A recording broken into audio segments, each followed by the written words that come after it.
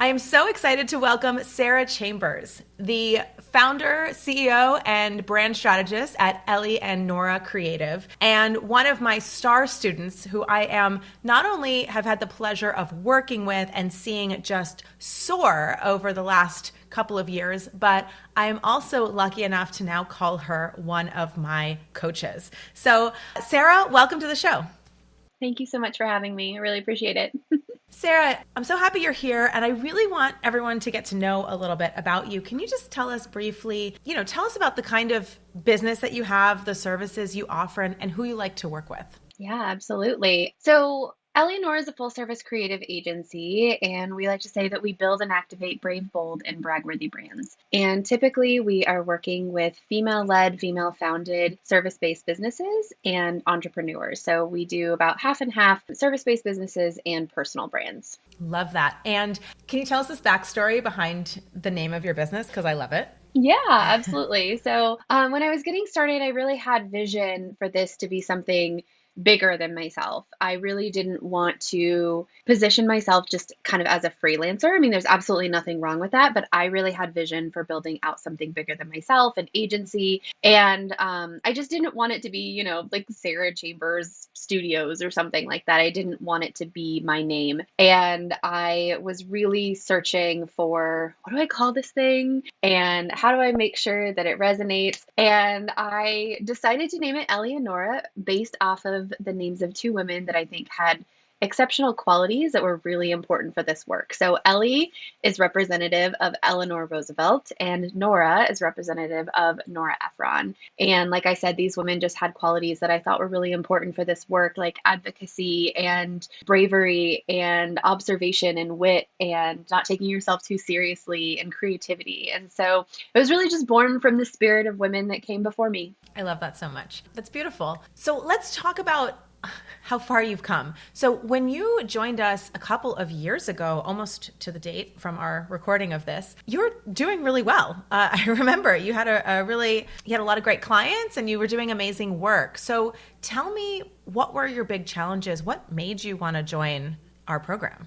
Yeah, I was really feeling like something was missing and I just couldn't quite articulate what it was. It felt like there were a lot of programs out there that were more general for entrepreneurship, and I just felt like they didn't really understand the nuances of running an agency or the nuances of branding, working with clients in the way that I wanted to work with them. And there was just a little bit of a disconnect from what I think that I was looking for versus what I had been approached with in other kinds of groups. And I knew that I wanted some help and some mentorship and some leadership, but I just wasn't finding anything that felt like it was specific enough to me and my business. And I was in a phase where I had sent out so many proposals during this very short period of time, and it felt like so much work and so much effort. And then, of course, they just ghosted me on the other end of that, and I couldn't get them back on the phone. I couldn't get them to talk about it. And I just knew that there had to be a better way. I just didn't know what that was yet. And so it felt like a godsend to join the No BS community, because it was kind of everything that I was looking for, but maybe didn't really even know quite yet that that's what I needed. We hear that a lot, Sara. I didn't really know what this was all about. I remember distinctly one of the first lead products that you said delivered. I remember it because I think you sold it or did it over Thanksgiving. And I remember being like, whoa, even over Thanksgiving. Do you remember this? Vaguely, yeah. Yeah. And I think I'll let you tell it, but the way that I remember it was that you did this interview and the woman was like, I had hired someone else, but I want you to do everything.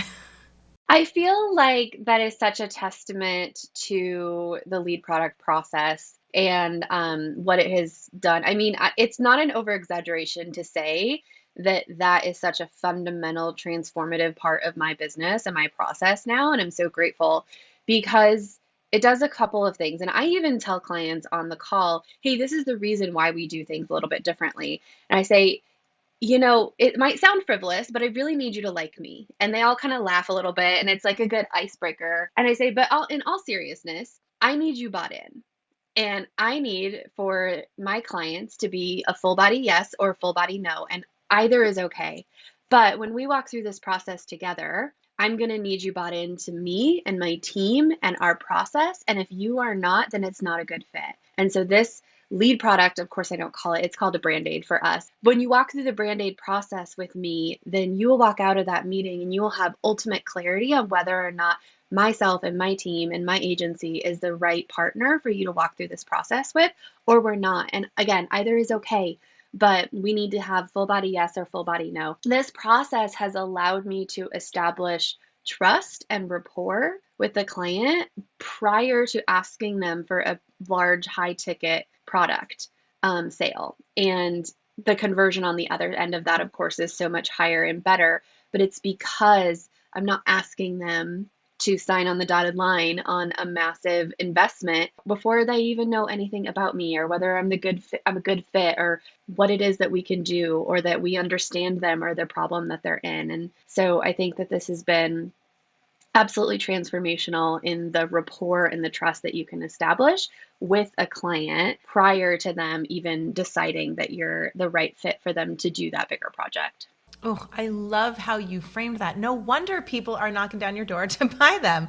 And you have such a nice conversion rate with them. Tell me a little bit about, like, nothing is all, what does they say, sunshine and roses? Like, even when you're building your business and it's going really well. I know that you came in and I think you had a few retainer clients when you first joined us, right? Mm-hmm. And there were some bumps along the road as you were implementing this process. What were some of the biggest challenges that you had? Because I know everybody has these challenges and I want them to know because I want you to share where you've come.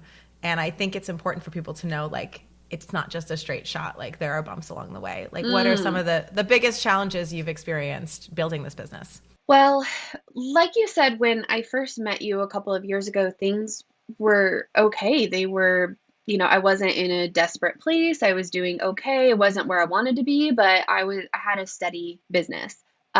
Looking to grow, looking to scale, of course. And then the next year, the opposite happened and everything really tanked for me. I did less than half of the revenue that year than I did the previous year. And it was absolutely the most challenging phase that I've walked through because you start to get in your head, you start to question whether or not you're doing anything right, whether you're supposed to be doing this, whether the last client that you had was in fact the last one you'll ever have. And you start to just tell yourself a lot of stories that aren't true. And weathering that storm and having the fortitude to just hold my vision tightly and to walk through that, even though it was painful, was I imagine I'm not at the end of the challenges that will come, but so far that has been one of the biggest ones. And even working when we went to our retreat, the reframe, I have it right here too. Can share it. It says, it's backwards, but it says the measure of success is found in the commitment to continue. And that is something that I definitely hold true. Even remembering and kind of looking back at that season was that the people who are successful are not the smartest always, or not the most innovative or what we think of them, but they're the ones who just decided to keep going. And so if I can just find a way to hold on and keep going and stay the course and hold my vision tightly, then I'll find my way to the upswing of it again. And I did. I love that. And what I kind of observed, and you can tell me if this is kind of how I remember it, because it was a while ago, right? Yeah. Was that your business was going well and you were living off of referrals and you had some retainer clients. And what happened was it didn't take much if you stopped working with a couple of those retainer clients, but because you hadn't really built the pipeline, that was what that season, the gloomy season was. It was you building a pipeline essentially from scratch. And I remember it being like, okay, but when is this going to happen? Tell me a little bit about some of your biggest wins since then. Like, what have your biggest projects been? That's a really great question. I want to answer that in a second, but I do want to definitely play off of what you just said. It's really important. I had a client that we were working with for 2 years that was a really big client. The retainer on it was like $6,000 a month. And it was most of my income and most of my time. And so it felt like I was most definitely not doing any lead generation. I was not going after new business. It was just kind of coming. And when it came, I would take it on, and then business would kind of go up and down. But I always had that client kind of at that base. And when they decided to bring all of their marketing internal, and then even just a few months later transitioned into a merger with another company, it's not that I did anything wrong. It's not that I didn't do great work. It didn't end painfully. It was just that season had wrapped. And I had not done anything in my business to prepare myself for losing that client. And that was probably the beginning of what was that really hard year. So it was a really painful lesson and a really good observation. But since then, we just signed our biggest client to date. We're working with another partner, but for us, the project is about $40,000. And our portion of that is, I mean, it's 40,000 for us, but it's the biggest, like the branding line item on that is $25,000 just for branding. That's And amazing. it just kind of blows my mind a little bit that like that's kind of what we had been charging and still to some degree charge for brand and web, including a photo shoot and all of that. And this client needed so much more in-depth branding work, and the type of client that it was, and being able to package services to say this is absolutely the upsell, and being able to command that price point without an argument, without a blinking, without a negotiation, it is like putting myself into a caliber of service providers where that is the expected rate for the caliber of quality of service that I provide. So much congratulations, Sarah. And this is like a recent client, but I know you've had some really big months in the past year and some not so big months. And I want to bring it up because I think what people don't really realize as their prices go to these levels, that it's not exactly that you're going to be closing at the same clip as you were when you were selling $5,000 brands projects or $8,000 websites. The higher they get, sometimes you can do like almost nothing one month and then 70,000 the next month, and it evens out into the amount that you're going to make. And something we talk about a lot inside Mastery is the idea of annual thinking. So I know it's a tough one. I was wondering if you could just speak a little to the mindset shifts you've had around money, because you have to have those mindset shifts to be able to charge these kinds of prices and go after them. It's so true. You have to have the mindset shift of, well, first of all, for me, the first one was getting over the like, who am I to charge that? Like, who am I to even think that I could charge that much money? Or I'm totally taking advantage of people for charging this much money, or that's ridiculous. And it's just so short-sighted because I look around, and no shame on, other businesses for sure, but there's a lot of big businesses, big agencies in my city. I'm in Phoenix, and they're charging way more than that for their branding services. And that's silly. Why would I not be able to charge market value for the level of service that I'm providing? And also moving away from, I think a lot of us originally come to this career with like an hourly kind of mindset, and switching over to a value-based mindset. And the value of branding at the level that we do it provides our clients a lifeline to be able to extend their revenue in their business. And the ROI on branding is just infinite. And so for me to finally say, like, no, I'm providing you an incredibly valuable piece of foundational strategy and assets that is going to serve your business from here on out, like that is definitely worth what I'm charging. So that was probably the first mindset shift. But I love how you talked about annual thinking, because that is something that was, I don't know why, it was just so hard for me to embrace. I understood it logically, but there's a difference when you like really transition over from just pure logic to I embrace this in my soul. That might seem dramatic, but it's a little bit tactical in cash flow and understanding how to kind of manage that big fluctuation of money. But for the most part, it's more of a management of an expectation. Just because I had, a $60,000 month, 1 month, doesn't mean that that's the new standard for every month coming out, and that now I've hit that new high and I have to keep growing and maintain that from now on, or somehow that says something about me as like a successful business owner. But recognizing like it's going to go up, but like the next couple months, like I could book absolutely nothing. And I've really learned not to let that panic me. And I've really learned that that doesn't mean that I should change route. I think the tendency was to be like, oh, I'm not doing something right. I have to go find something new to do. I have to find a new strategy. I have to find a new tactic. I have to do something new and like pivot quick.